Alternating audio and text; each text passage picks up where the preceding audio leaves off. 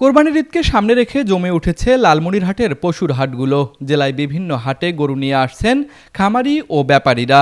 ছোট বড় নানা জাতের গরু নিয়ে জমে উঠেছে লালমনিরহাটের এই পশুর হাট।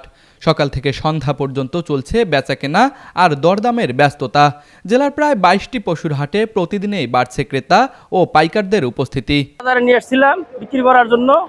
আমি দীর্ঘ 1.5 বছর গরুটা পুষলাম। যে হারে আমি খরচ করছি সে হারে আমার টাকা আসে না।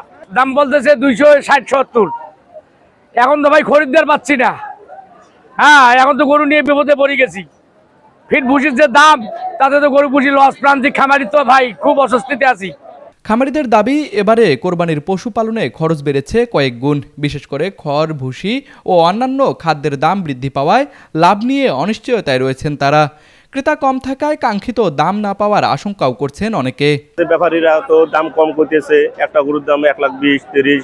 যে গরু আমাদের 2 লাখ টাকা 20,000 কেনা, ওটা করতেছে 1,60,70। এই দাম তো তাহলে তো আমাদের লস। স্থানীয় ক্রেতাদের পাশাপাশি ঢাকা, চট্টগ্রাম সহ দেশের বিভিন্ন এলাকা থেকে আসছেন বড় ব্যবসায়ীরাও।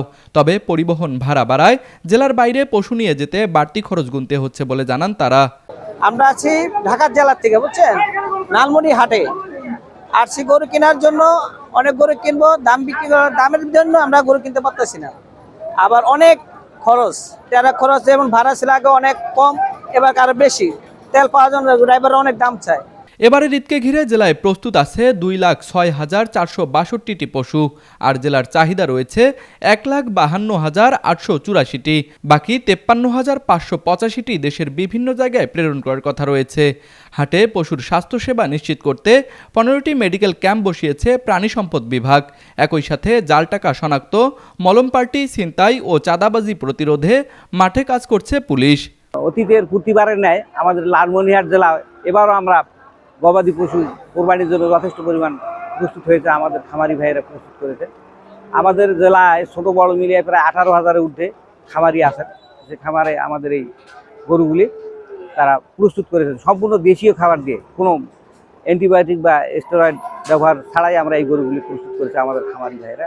আমাদের প্রাণী সম্পদের লোকজনের সার্বিক তত্ত্বাবধানে এইগুলি তারা লালন পালন করেছেন। আসন্ন ঈদ উপলক্ষে যে পশুর হাটগুলো রয়েছে লালমনিরহাটে, আমরা প্রতিটি হাটের আমরা তালিকা নিয়েছি এবং গুরুত্বপূর্ণ হাটগুলোর জন্য আমাদের সিকিউরিটি প্ল্যান একভাবে করেছি।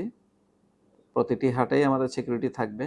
গুরুত্বপূর্ণ হাটগুলোতে আমাদের সিকিউরিটি বেশি থাকবে, জনবল বেশি থাকবে। সেখানে আমরা পোশাকধারী পুলিশের পাশাপাশি সাদা পোশাকে আমাদের দায়িত্বে নিয়োজিত থাকবে পুলিশ, এবং গোয়েন্দা তৎপরতাও থাকবে। ক্রেতা বিক্রেতাদের উপস্থিতিতে জমজমাট হয়ে উঠেছে লালমনিরহাটের এই পশুর হাটগুলো।